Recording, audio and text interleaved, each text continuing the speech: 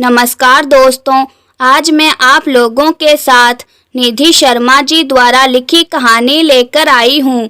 समधन जी, देश तो बदल गया, आपकी सोच कब बदलेगी। सुबह के 8:30 बज रहे थे। नेहा दफ्तर के लिए तैयार हो रही थी। बहू, सफ़ेद सूट की जगह कोई साड़ी पहन लो। हमारे घर में सुहागन औरतें सफ़ेद कपड़े नहीं पहनती।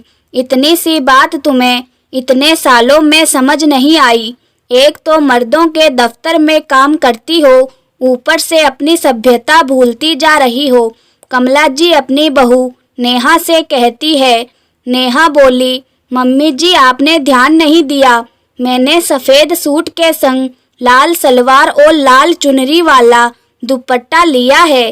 क्या इतना काफ़ी नहीं है? मेरा ऑफिस 3 मंजिल पर है, वहाँ लिफ्ट भी नहीं है। साड़ी पहनकर सीढ़ी चढ़ने में मुझे बहुत दिक्कत होती है। जहाँ तक बात मर्दों की है, जब आप अपने मायके चली जाती हैं तो घर में पापा जी, देवर जी और इनके साथ मैं अकेले ही रहती हूँ। कमला जी बोली, बहू तुम्हारी माँ ने कुछ सिखाया हो या नहीं, पर बहस करना जरूर सिखाया है।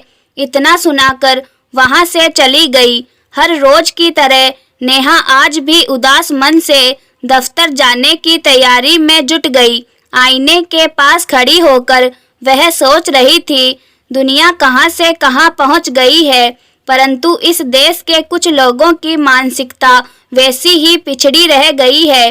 भला इस देश की उन्नति कैसे होगी जब लोगों की मानसिकता ही नहीं बदलेगी।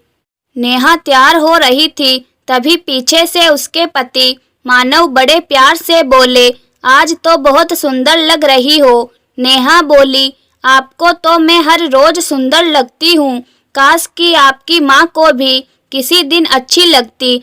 न जाने शादी के पहले मैं उन्हें कैसे अच्छी लग गई, जो वो रिश्ते के लिए मान गई थी। मानव बोले, एक बात जान लो, हर किसी को एक साथ खुश रखना संभव नहीं है। कुछ बातों को अनसुना करो। मानता हूँ मन को चोट पहुँचती है और जिसका कोई उपाय नहीं, उसके बारे में सोचना नहीं चाहिए। माँ जो कहती है कहने दो, तुम अपनी सुविधा अनुसार अपना काम करो। इतना कहकर मानव भी तैयार होकर चले गए। अपने कमरे के बिखरे हुए सामानों को व्यवस्थित ढंग से रखकर नेहा दफ्तर के लिए निकली। रास्ते में नेहा की माँ सुनीला जी का फोन आया। नेहा की आवाज़ सुनकर वह बोली, क्या हुआ, उदास क्यों हो? सब ठीक है, खुश होकर दफ्तर जाओ, तभी तो अपने सहकर्मियों से प्यार से बात करोगी और काम करने में आनंद आएगा। नेहा बोली, माँ आपके साथ कोई सुबह सुबह रूखा व्यवहार करे तो आप कितना मुस्कुराएंगी। मैं तो हर किसी से मीठा बोलने की कोशिश करती हूँ, परंतु न जाने मेरी सासू माँ मुझसे क्या उम्मीद रखती है। देश कहाँ से कहाँ पहुँच गया, परंतु उनकी सोच आज भी वैसी ही है। और नेहा ने सारी घटना माँ को बताई। सुनीला जी बोली, तुम्हें तो खुश होना चाहिए, दामाद जी तुम्हारे साथ खड़े रहते हैं। और सही कहा उन्होंने, एक बार में हर किसी को खुश नहीं किया जा सकता।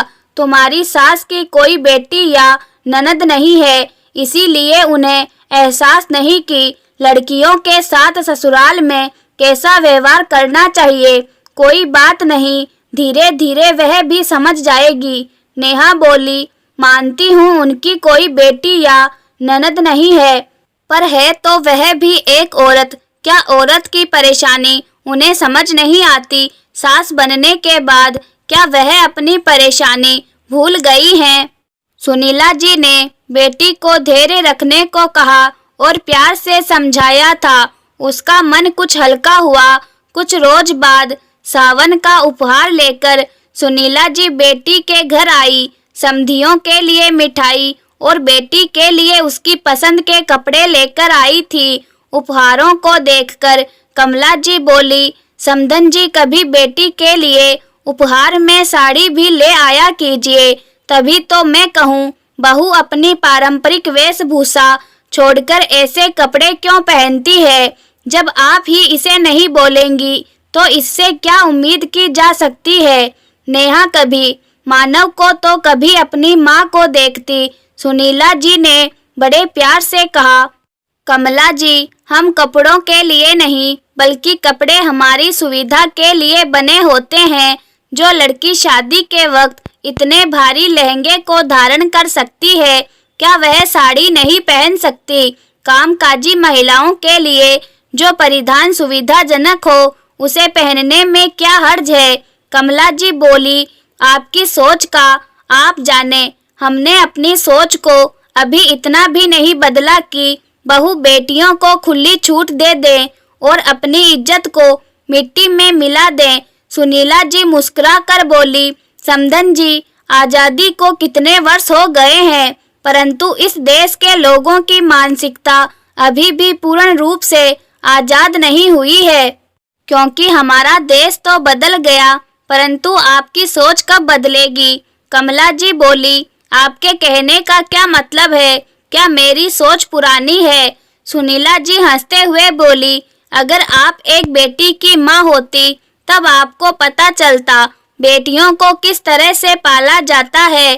कल को अगर आपकी बहू साड़ी पहनकर 3 मंजिल की सीढ़ियों को चढ़ते वक्त गिर जाए और कुछ हो जाए, उससे बेहतर है आपकी बहू सूट पहनकर अपना ख्याल रखे। क्या मैं गलत कह रही हूँ। कमला जी मुँह बनाते हुए बोली, जो औरतें साड़ी पहनकर काम करती है क्या हर रोज गिरती पड़ती है। सुनीला जी बोली, अच्छा तो आप इंतजार करेंगे कि कब नेहा साड़ी पहनकर दफ्तर जाए और कब गिरे। समधन जी, आपकी बहू जब भी आपके साथ किसी उत्सव या रिश्तेदार के यहाँ जाती है तब तो साड़ी ही पहनकर जाती है। कम से कम काम करते वक्त तो उसे परिधानों के लिए पूर्ण आज़ादी मिलनी चाहिए। अगर हम महिलाएं अपने घर की बहू बेटियों को आज़ादी नहीं दे पाएंगे तो देश को आज़ाद होने का क्या मतलब है। इससे ज़्यादा आपके घर के मामलों में मेरा बोलना ठीक नहीं। कुछ देर बाद सुनीला जी वहाँ से चली गई। कुछ दिन बाद नेहा के दफ्तर में किसी सहकर्मी का विदाई समारोह था। नेहा ने उस दिन साड़ी पहनी तो मानव को बोली, मानव, क्या आज आप मुझे दफ्तर तक छोड़ देंगे, क्योंकि बस में बहुत भीड़ होती है, बैठने तक की जगह नहीं मिलती है। वैसे तो चढ़ने उतरने में कोई दिक्कत नहीं होती, पर साड़ी पहनकर थोड़ा मुश्किल हो जाएगा, तो मेरी इतनी मदद कर दीजिए। मानव को उस रोज समय से थोड़ी देर पहले निकलना पड़ा तो कमला जी नेहा से बोली, साड़ी पहनी हो अच्छी बात है, पर मानव जब ऑफिस जाता है तब तो तुमसे मदद नहीं लेता। आज तुम्हारी वजह से मेरे बेटे को घर से पहले निकलना पड़ रहा है। नेहा बोली, मम्मी जी, अपने जीवन साथी से मदद लेने में क्या संकोच, और बिना मदद से तो कोई भी अपनी गृहस्थी नहीं चला सकता। आपने भी तो पापा जी की मदद से ही यह पूरा परिवार खड़ा किया है। नेहा घर से बाहर निकली और मानव अपनी माँ से बोले, माँ, जब मुझे कोई परेशानी नहीं है तो आपको क्या दिक्कत है। हर बात पर इतना टोका टाकी करेंगी तो आपकी बहू आपकी सुनना ही छोड़ देगी। हर बात पर पाबंदी लगाना यह तो अच्छी बात नहीं। नेहा के ससुर कैलाश जी बोले, मानव, तुम बहू को लेकर जाओ, मैं तुम्हारी माँ से बात करता हूँ। कैलाश जी बोले, कमला, उस रोज जब बहू की माँ ने तुम्हें यह बात कही थी कि हमारा देश तो बदल गया लेकिन आपकी सोच नहीं बदली है, तुम्हें कितना बुरा लगा था, पर तुम सोच कर देखो, उन्होंने कुछ गलत नहीं कहा। बहू अपने काम के साथ घर को भी संभाल रही है, फिर भी तुम हर बात पर टोकती हो। अपनी मानसिकता को बदलो। समाज को बदलने के लिए पहले अपने घर से शुरुआत करनी पड़ती है। सिर्फ बड़ी बड़ी बातें करने से कुछ नहीं होता है। उस दिन कमला जी को एहसास हुआ कि सच में बहू पढ़ी लिखी कामकाजी होने के साथ साथ घर भी संभालती है। सही कहा मानव के पापा ने, देश में काफी बदलाव आया है। दूसरे बच्चों की तरह इतना कुछ होने के बाद भी बेटा बहू हमारे साथ रह रहे हैं। इसका मतलब है मुझे ही अपनी मानसिकता बदलनी होगी और इसकी शुरुआत मुझे आज से ही करनी होगी। देश की औरत अगर प्रगति करेगी तभी तो देश प्रगति करेगा। यही सोचकर कमला जी ने अपने व्यवहार को बदलना शुरू किया और सफल रही। तो दोस्तों, आशा है आज की यह कहानी आप लोगों को पसंद आई होगी। कहानी अच्छी लगी हो तो वीडियो को लाइक करें और चैनल पर नए हैं तो चैनल को जरूर सब्सक्राइब करें। आप लोग कहानी तो पढ़ लेते हैं लेकिन चैनल को सब्सक्राइब करना भूल जाते हैं। तो प्लीज दोस्तों, अगर कहानी अच्छी लगती हो तो चैनल को सब्सक्राइब भी जरूर किया कीजिए। धन्यवाद।